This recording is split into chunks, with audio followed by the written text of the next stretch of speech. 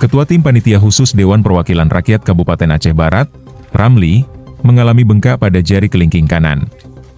Cedera tersebut diduga lantaran Ramli mendapat kekerasan oleh 4 orang saat ricuh pemblokiran hauling batu bara milik PT Agra Budi Jasa bersama AJB di Kecamatan Kawai 16, Jumat, 11 April 2025.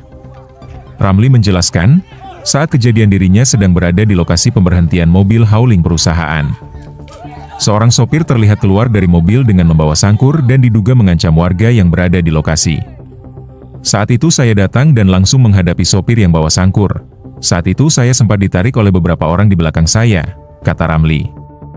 Usai mendapat perlakuan tersebut, Ramli mengaku jari kelingking tangan kanannya bengkak dan membiru.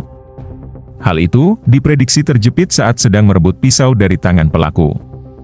Selain sangkur, seseorang di lokasi juga diduga membawa parang. Malam ini saya laporkan ke polisi. Saya akan bawa saksi juga, pungkasnya.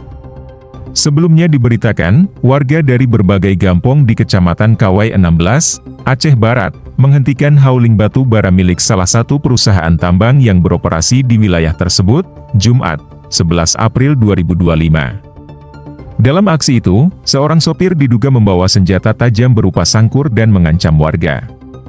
Pemblokiran hauling ini terjadi di Jalan Meulaboh Tutut, Gampong Pasi Jambu, Kecamatan Kawai 16, Aceh Barat.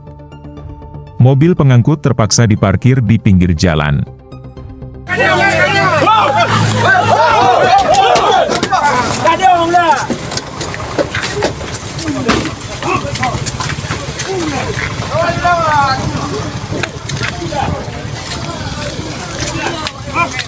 Kakaru yang belum.